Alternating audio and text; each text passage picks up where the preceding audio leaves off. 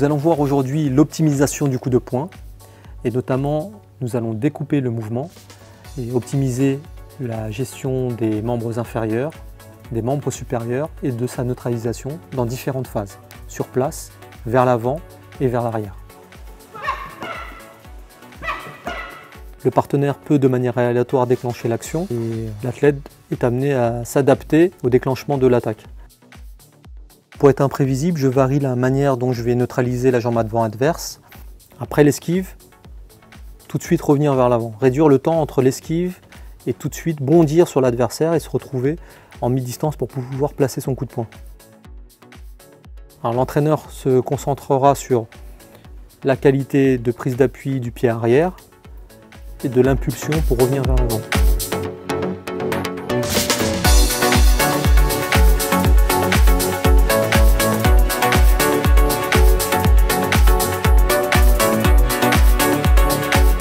L'exercice consiste à créer une résistance sur le pied arrière pour obliger l'athlète à rapprocher le plus vite possible sa jambe arrière. Ça évite de laisser une distance à l'adversaire pour qu'il puisse réagir. Immédiatement, on enlève l'élastique et le combattant doit réaliser l'exercice le plus vite possible.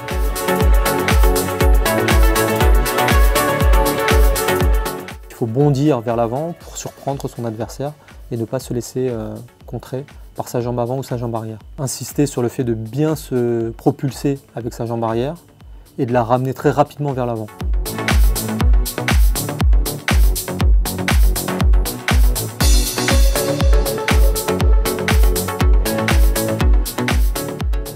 On décompose bien le mouvement et là, l'athlète doit venir impacter le pao qui correspond à la jambe de l'adversaire et de créer un déséquilibre. Il ne suffit pas de poser la main sur la jambe adverse, mais de venir la pousser pour éventuellement déséquilibrer l'adversaire. Plus on pousse sur la jambe de l'adversaire et plus on aura de la distance, nous, pour placer notre coup de poing.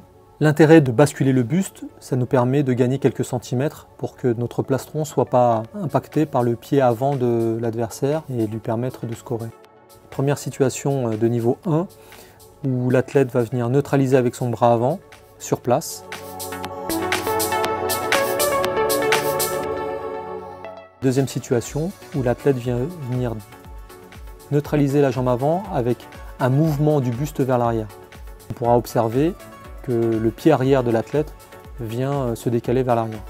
Donc il y a une esquive du pied arrière droit plus une impulsion pour revenir vers l'avant.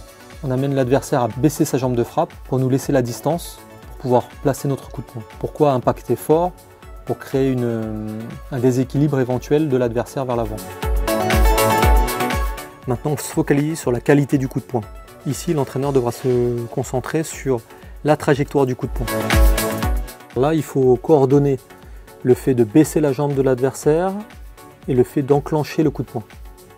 Donc, l'entraîneur se focalisera sur la qualité de neutralisation avec la jambe avant, en plus de la qualité d'impact du coup de poing. On va pousser le medicine ball contre le mur. Alors, l'idéal, c'est qu'un signal sonore soit donné par l'entraîneur pour que l'athlète puisse travailler sa réactivité.